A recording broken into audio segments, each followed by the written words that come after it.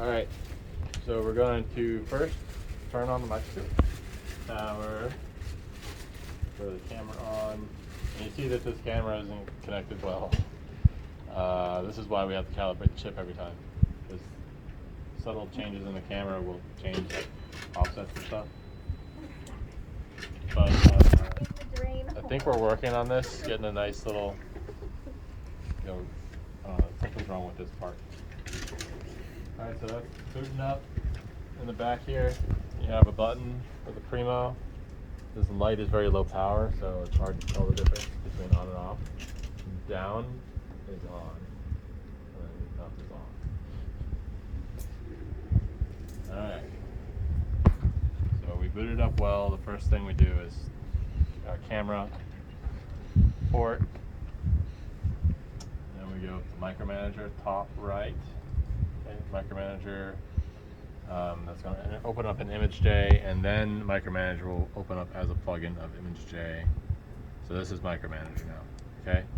And it opens up this configuration deal, which tells Micromanager what kind of microscope, what kind of camera, all the settings on the camera, and all that. So I have this all configured.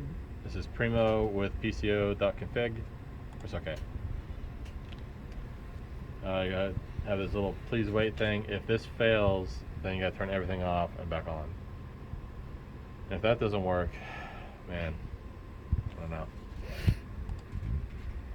So in Micromanager plugin, remember this is ImageJ.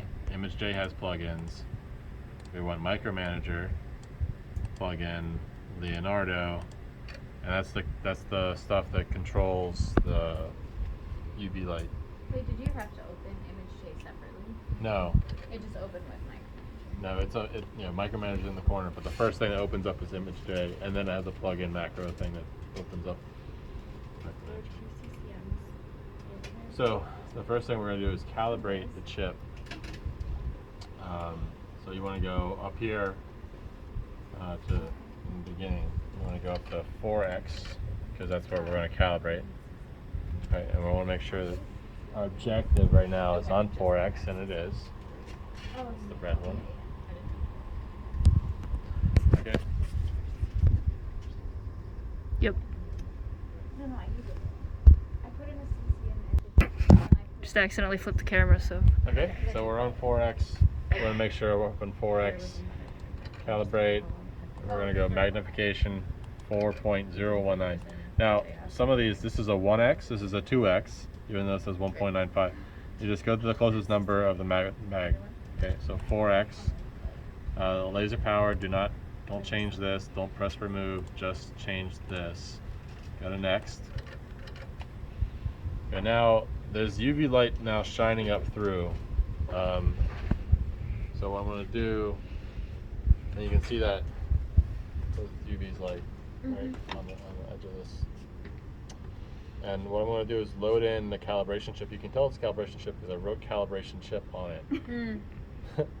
You want the flat edge of this holder on towards the end of the microscope, right? So I want to make sure the chip is pressed up against, and this is pressed up against this edge. So that way, and then that way, you just press, because this is the clamp edge, and then you just press this in on this side. This one's movable, you see? This one's movable.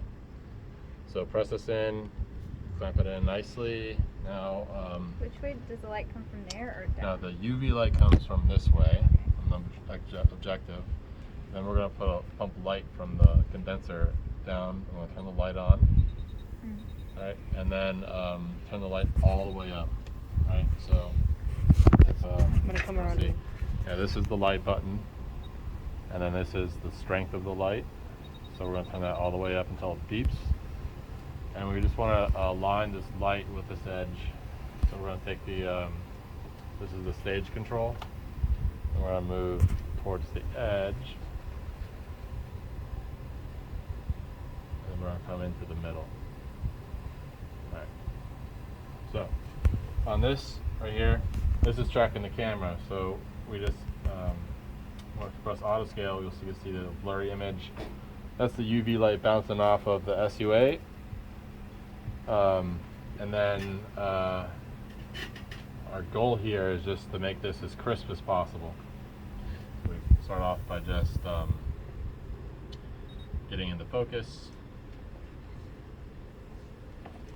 I take this slider over and then drag over to find the letters. This I is just wanna- actually like what's on the chip, right? This is right now a projection of UV light onto the surface. So I just want to see these letters get really nice and crisp. That's all I'm trying to do. Zoom back out, and then if this is not bright enough, we can increase exposure to 100.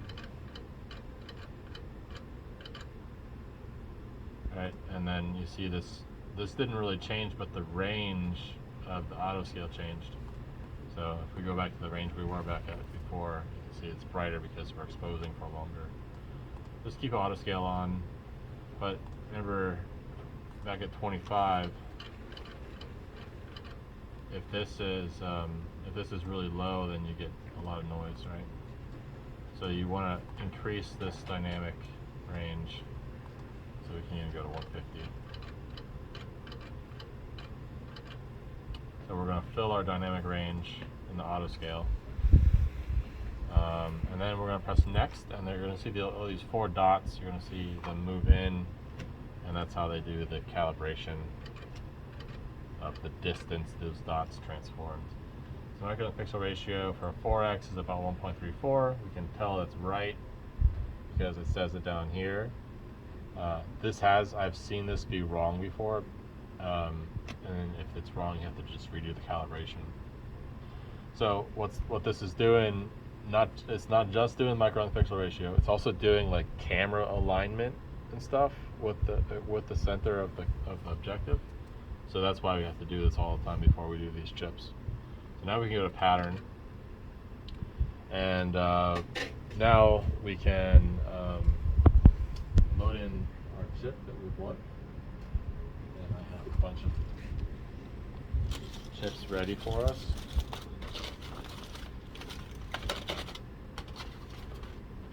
So I keep these in tin foil so that there's no light exposure.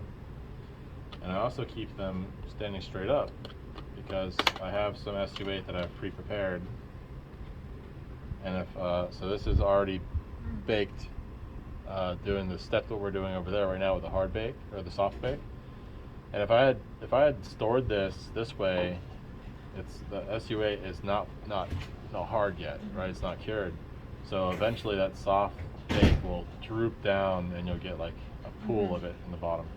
So when I store these, I just keep them stored like this, right? And I'm going to take out one and we're going to use that. I'm going to take this and just cover it back up and store it. So even after they're like patterned and cured and everything, should I still be storing them in Tupperware?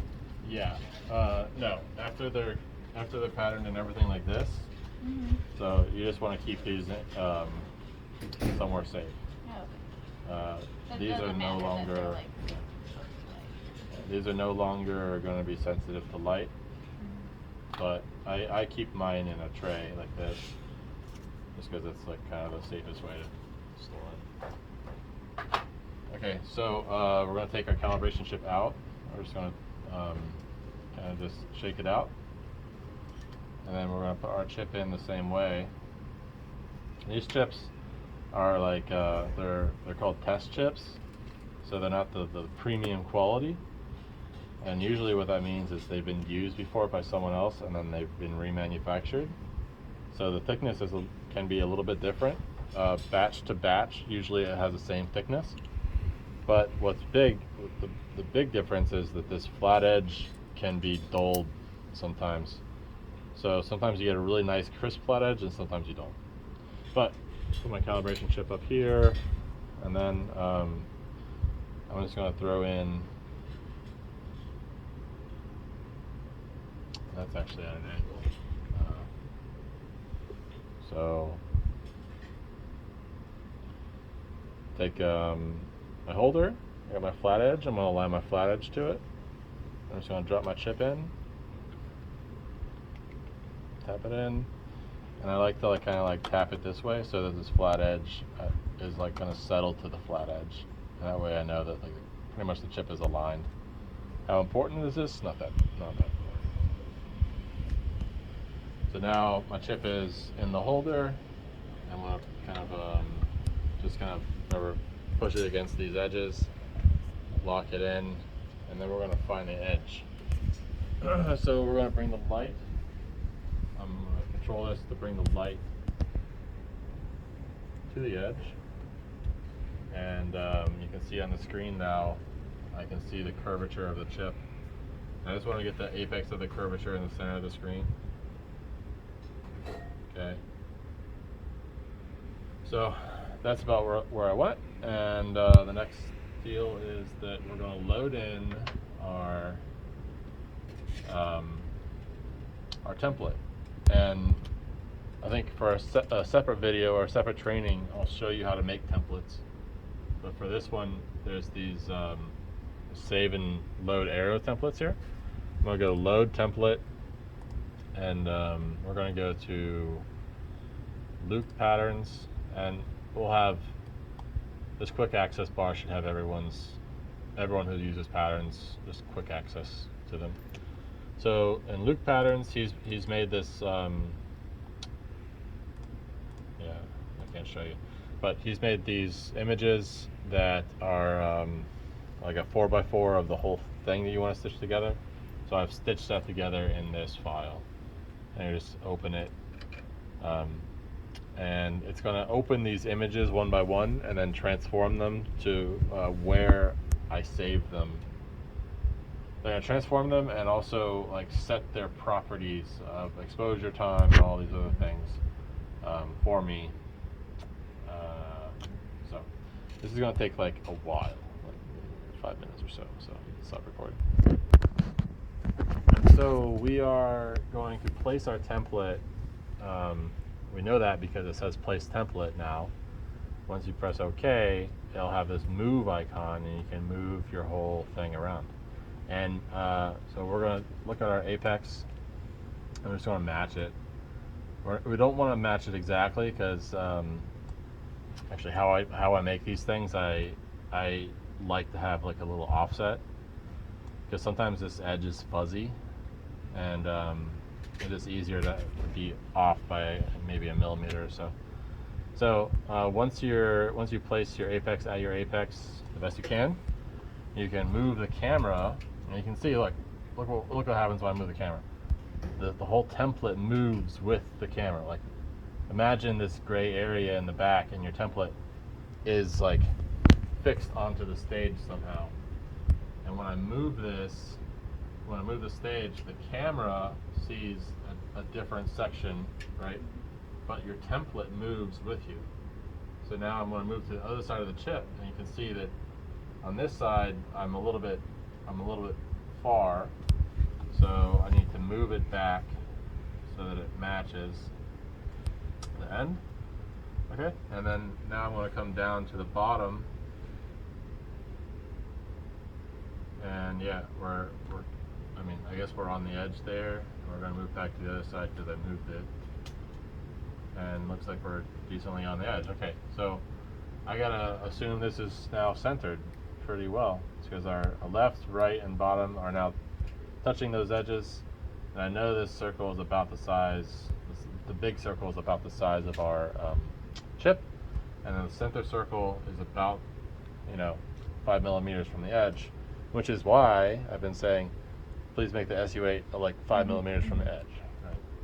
So now we know that our whole pattern will fit onto the flattest section of SU8 that we laid down previously. Okay, so the next step here is just to press lock, and then that fixes everything into place. I can move everything, but it's still snapped. All right, two controls to really realize or to figure out down here are this target with a lock. Right, that disables camera tracking. So if it's unlocked, then I can move this around and it won't snap back to the camera. hit this again and it snaps back so the camera's in the center of view. Zoom to camera.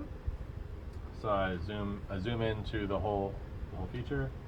Zoom to adapt, and I can see my whole pattern. The other thing we can do is unlock this, and we can move this around and press the ruler down here, and then we can measure the distances between stuff, and it'll be accurate as long as we're in the right magnification. So we can just, this is a sanity check. Okay, this thing looks right. If you forget that ruler's on, you're going to try to drag around the screen, and it's going to be measuring stuff the whole time. And it's going to be like, oh man, okay, turn the ruler back off and I can move it again. Okay? That happened to me like 15 times. So, now we're pretty much ready to pattern. And the only thing we really need to do is make sure that whatever we focus on down here is going to be in focus when we do the run. So we're going to lock back to center, go to zoom camera. Up top we have our exposure again, our auto scale, and then this button here is going to turn on a UV light, and with a pattern that I'll show you in a second. So first let's go to auto scale, and that'll like if we actually kind of move over, we might be able to see the edge of our SU8. So there's the edge of the SU8 and there's the edge of the chip. That's not the edge of the chip, actually that's the holder of the chip. So you get a good idea for where things are just by finding the edge of that stuff, and we know we're pretty close to in focus. So we want to illuminate a pattern onto here and then focus onto that pattern, and how we can choose what pattern we're going to focus is, I'll do that again. Up here in this gear icon is our preferences, and then we can select default. So this is our default preferences, and over here primo we can select our test pattern, and this is the pattern that will show up when we press this button, which starts the illumination. Right, so we can browse, and I have this folder called patterns that you can choose between all of these, and we'll make that a little bigger. So I usually use contrast.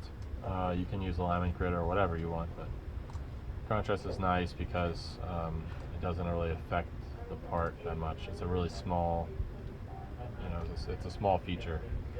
So I'm going to zoom into my camera, turn it on, and then we're going to adjust the focus until we get to the edge. Okay. Now I'm going to let this keep going. If this is really fuzzy still and you can't ever get focus, it might be because this knob in the back. Can you come see this green knob? And seeing that green knob, I have a bunch of like 1x, 4x, 20x, 10x. Those correspond to objectives. And I have a black mark on that knob, and that's aligned with the 4x right now because that's the objective we're using. If this is blurry and you can't get this in focus, it might be because your alignment knob is set to the wrong objective. So after we get this nice and pretty in focus, we can turn it off. Make sure you turn it off. If you don't turn it off, it'll just stay on, and then you drag this around and you drag a UV light across your sample. That's no good. Alright, so now we're ready to start. If you want to do one more sanity check to make sure this is the right exposure, you can come up to this eye